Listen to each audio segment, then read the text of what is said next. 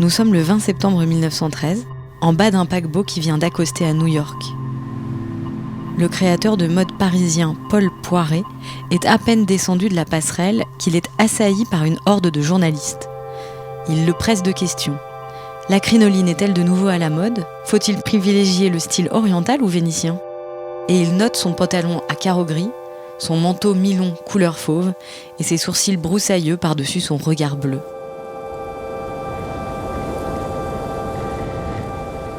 Avec l'aide de son secrétaire, Paul Poiret improvise tant bien que mal ses réponses. Il est aux États-Unis pour 3 semaines. Il va organiser des conférences accompagnées de films cinématographiques de ses créations. Et surtout, il martèle son message principal. Il n'est pas un commerçant. Son travail s'approche plutôt de celui du peintre. Ses robes haute couture sont des portraits de ses clientes. Bref, il est un véritable artiste de la mode.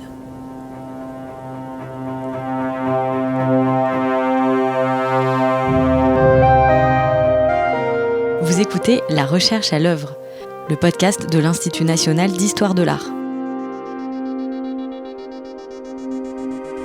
Je m'appelle Anne-Cécile Genre et à chaque épisode, des chercheuses et chercheurs me partagent leurs travaux, leurs découvertes, leurs questions et parfois leurs doutes sur le sujet qui les passionne.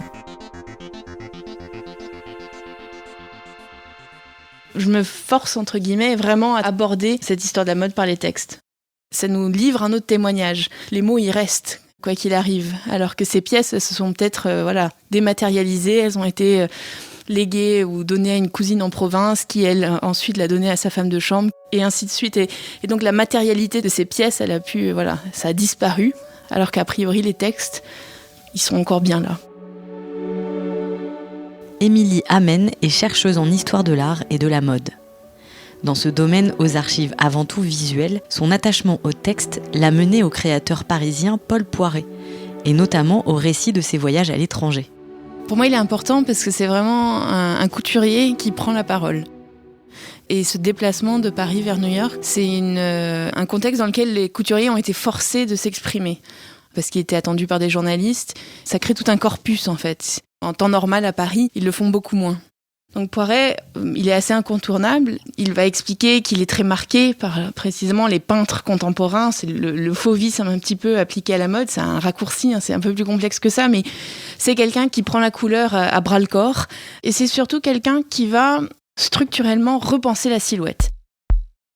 Ça, il l'a dit à qui voulait bien l'entendre. C'est moi qui ai dit aux femmes d'arrêter de porter un corset. Bien sûr, c'est une déclaration qu'il faut affiner, mais tout ça, ça nous fournit beaucoup d'écrits, beaucoup de discours. Et donc, au-delà du fait qu'il a marqué la mode d'un point de vue visuel, formel, en redéfinissant même ce que c'était que la mode dans ces premières années du XXe siècle, c'est aussi quelqu'un qui nous donne des sources. Et c'est ça qui manque généralement aux chercheurs et davantage peut-être aux chercheurs en histoire de la mode. Émilie Amen explique ce manque de sources par la nature hybride de la mode depuis le XIXe siècle, entre artisanat, commerce et véritable création. C'est un sujet qui est peut-être un peu plus muet que les autres. Il n'y a pas vraiment une tradition, comme on peut l'avoir en histoire de l'architecture, en histoire du design ou des arts décoratifs, qui sont des champs de recherche peut-être un peu plus balisés. En mode, il y a eu beaucoup de tailleurs, de couturiers, de fabricants, il y a beaucoup d'acteurs. Et c'était pas forcément un champ, une pratique depuis laquelle on prenait la parole ou la plume à nouveau. On signait pas beaucoup de textes, on théorisait pas forcément sa pratique, on la mettait pas beaucoup en mots. Voilà, c'est quelque chose que le chercheur doit faire, c'est ce travail de collecte de sources qui sont éparses, parfois un peu cachées, un peu insoupçonnées. Il y en a, mais il faut les trouver. Et quand elle trouve des sources, Émilie Amen doit avant tout les mettre en doute. Très vite, l'histoire de la mode, c'est une histoire écrite depuis l'industrie. Donc c'est aussi une histoire commerciale. Donc un des premiers soupçons qu'on pourrait avoir, c'est de se dire Poiret, il a clamé être un grand couturier incroyable, mais finalement on se rend compte assez vite que c'est un peu le passage d'un discours publicitaire qui va infiltrer une histoire officielle. Donc là, le chercheur, il a bien sûr un rôle à jouer, des questions à poser. À quel point il était extraordinaire, l'était-il vraiment ? Comment cette réputation s'est construite ? Est-ce qu'on appellerait aujourd'hui un discours marketing ? Est-ce que c'est ça qui est devenu une sorte d'histoire officielle ? Est-ce qu'on l'a déconstruit ? Ça, c'est quelque chose de très intéressant, de mettre à l'épreuve, en fait, le génie supposé de ces grands hommes. Donc, il y a aussi l'idée de redéployer une histoire plus riche, avec pas uniquement les vainqueurs qui sont des poids lourds, encore aujourd'hui, de notre industrie.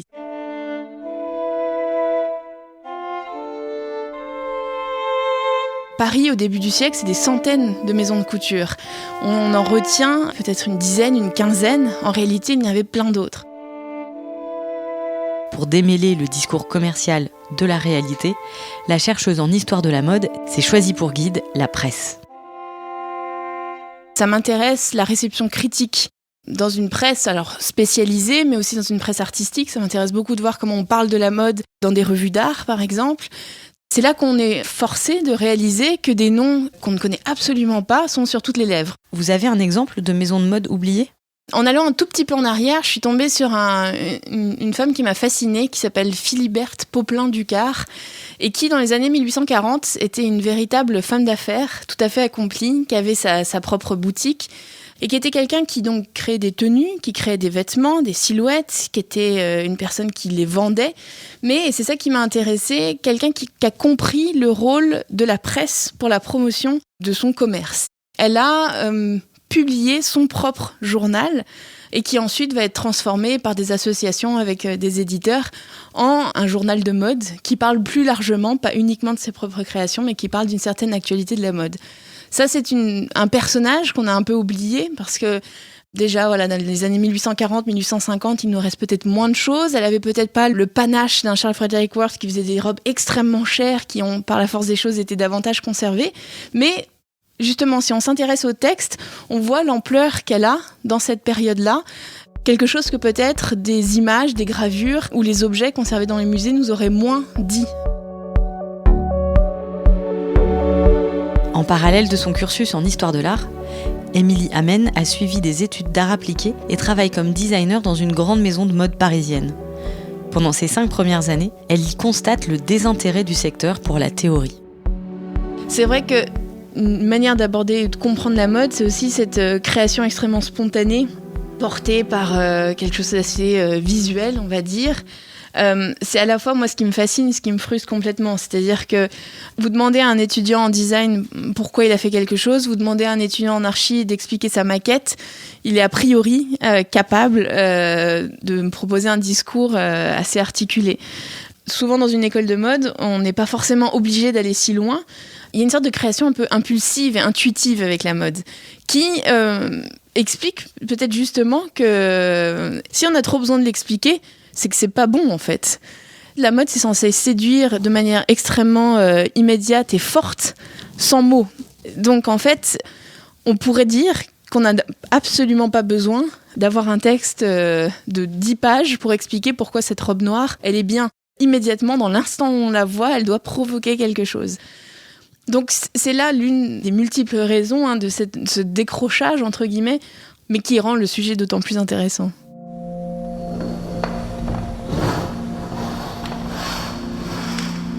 Cette spontanéité propre à la mode n'a pourtant pas freiné la première génération d'historiens de l'art. Des gens très importants pour l'histoire de l'art, comme l'allemand Gottfried Zemper, par exemple, qui a écrit du style et de l'architecture, et ensuite Charles Blanc notamment, ou encore Eugène Müntz, qui a eu un rôle très important dans l'histoire de l'art. C'est des gens qui ont écrit sur le vêtement et la mode, qui ont fait des conférences. Je suis un jour tombée dans un journal qui n'était franchement pas un journal érudit, sur un compte-rendu d'une conférence donnée par Eugène Müntz sur la mode féminine. On voit en fait comment cette première génération d'historiens de l'art s'est dit que le vêtement a quelque chose d'intéressant à dire, aussi bien des grammaires ornementales que des principes de construction propres à l'architecture et aux vêtements. Après 5 ans d'expérience professionnelle dans la mode, Émilie Amen décide de relancer ses études d'histoire de l'art et se lance dans une thèse en parallèle de son poste de designer. La grande question que je me suis posée, c'est qu'est-ce que c'est que la mode ? Est-ce que c'est une forme de création artistique ? Est-ce que c'est une idée qui organise des comportements ? Est-ce que c'est un mode de production ? Voilà, je voulais commencer avec le milieu du 19e siècle, ce moment conquérant de la haute couture, cette affirmation d'une nouvelle manière de faire la mode. Et en fait, j'ai réalisé que pour que cette attitude prenne, il fallait revenir en arrière. Et finalement, de fil en aiguille, c'est le cas de le dire, j'ai réalisé que c'était impossible de comprendre la naissance de la haute couture sans comprendre la France post-révolutionnaire. Émilie Amen se penche donc sur des textes de presse de la fin du XVIIIe et du début du XIXe siècle. Il y a une revue qui m'a beaucoup plu qui s'appelle l'Observateur des modes. Et en fait, quand on parle de la mode dans cette revue, on parle pas du tout d'un produit. On parle pas du tout de quelque chose qu'on peut acheter. C'est pas du tout un objet. Et encore moins un objet artistique. C'est une attitude.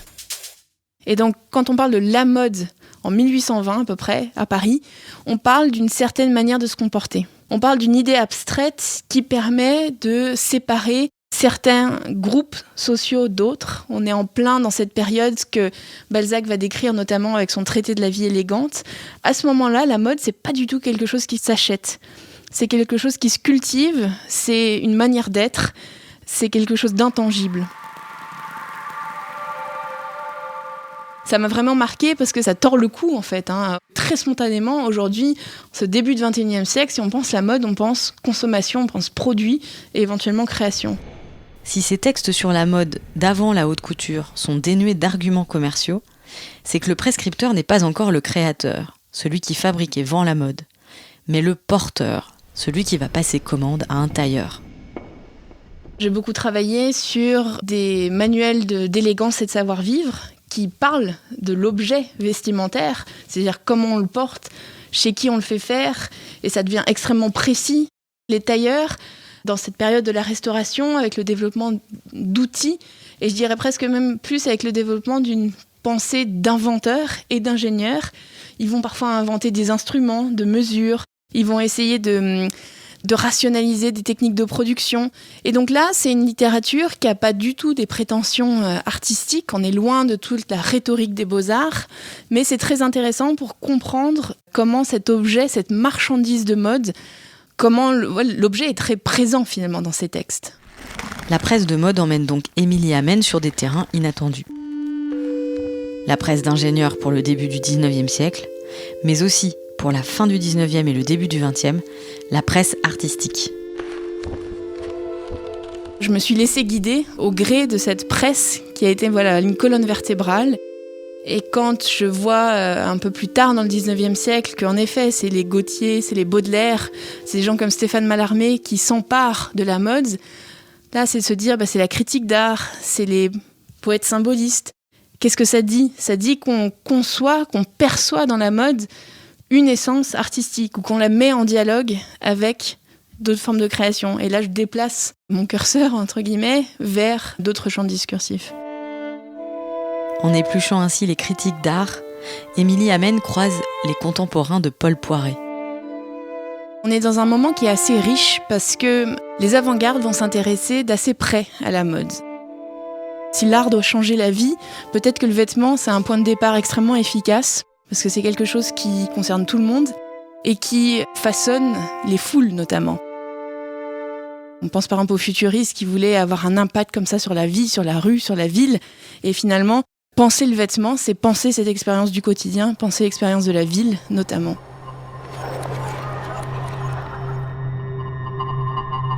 Paul Poiret est influencé par ces théories avant-gardistes, notamment lorsqu'il déménage sa maison de mode dans un luxueux hôtel particulier de l'avenue d'Antin, l'actuelle avenue Franklin Roosevelt. Les récits d'une visite à sa maison de couture nous le livrent très bien. On pouvait rentrer, traverser le jardin et voir des groupes de quelques mannequins qui composaient comme ça un peu des tableaux vivants et qui avançaient vêtus des dernières créations du couturier. C'est quelqu'un qui va organiser aussi beaucoup de fêtes, qui comprend en fait l'intérêt des inventions scéniques et théâtrales pour la mode.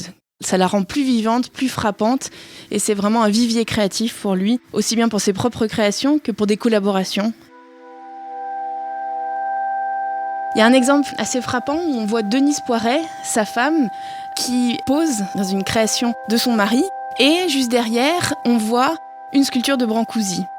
Il y a un dialogue visuel assez frappant en fait entre la modernité de la silhouette de Denise Poiret, habillée par son mari, et cette sculpture de Brancusi qui crée vraiment une sorte de démonstration. On n'a pas besoin de mots et on comprend ce que nous dit ici le couturier. Il démontre en fait vraiment l'équivalence de ces pratiques créatives. En explorant les relations de Paul Poiret avec les artistes du début du XXe siècle, dans une bibliothèque, Émilie Amen fait une découverte majeure.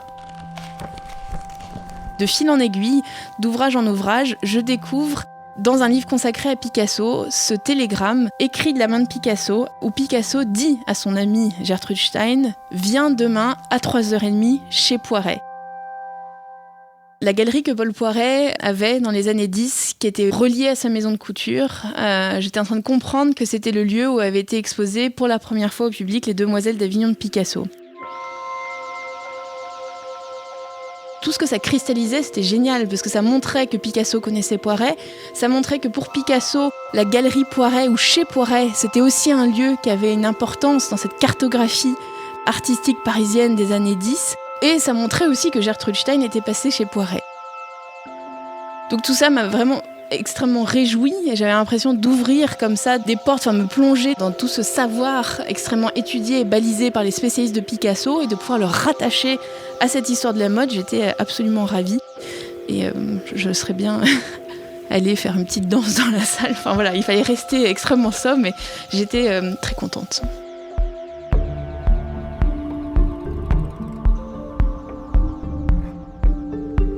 Faute de pouvoir danser dans les bibliothèques, Émilie Amen peut désormais partager ses découvertes avec un nombre croissant de chercheurs en histoire de la mode.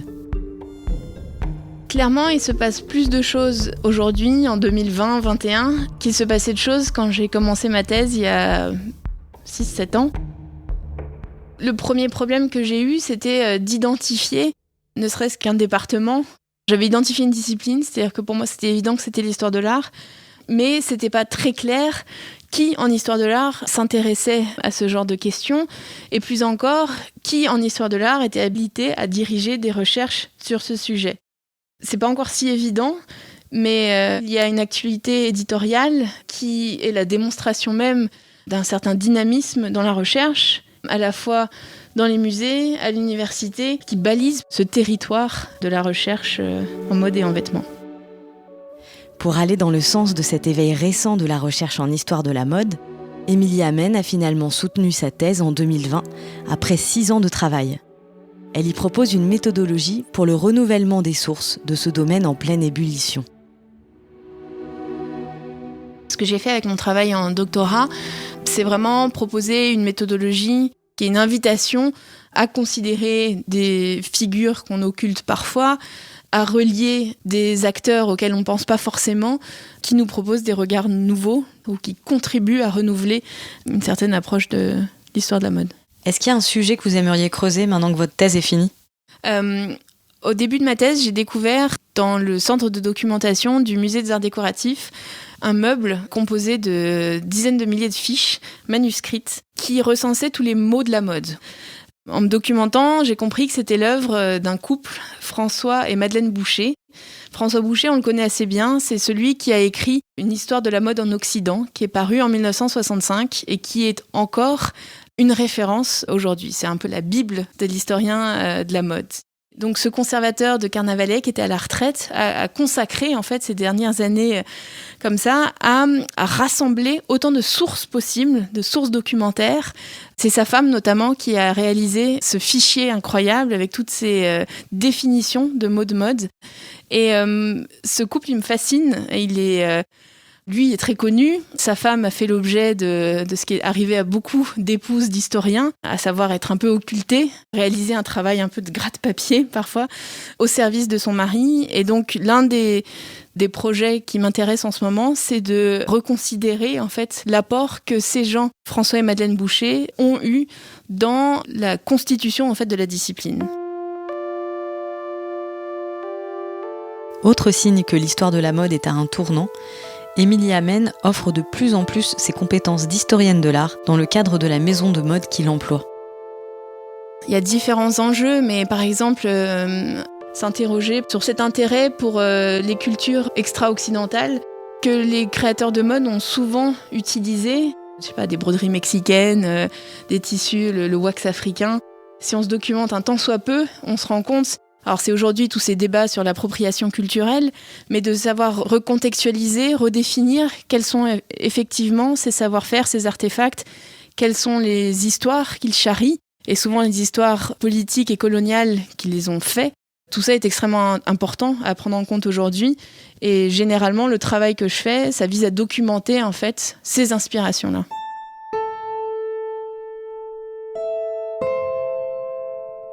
Et cette approche assez critique de la création de mode aujourd'hui, ça a forgé une génération de jeunes chercheurs, de jeunes étudiants, mais par-delà ça, de jeunes consommateurs, à interroger les marques de mode aujourd'hui. Ça faisait quelques années que dans ma salle de classe, je me rendais compte que ce récit sur lequel on s'est longtemps reposé en France, on est les plus forts, on est la nation qui a inventé la haute couture, qui avait quand même des questionnements assez forts. À quoi bon écouter cette histoire d'une mode faite pour une élite extrêmement restreinte ? Peut-être pas forcément parler de la mode comme d'un processus extrêmement élitiste, extrêmement prescripteur, mais penser à des pratiques vestimentaires, à la construction d'une identité par le vêtement. Voilà, ça force à englober beaucoup plus d'objets, d'images, de pratiques, et pas juste à regarder quelques grands couturiers qu'on a portés au nu depuis des décennies.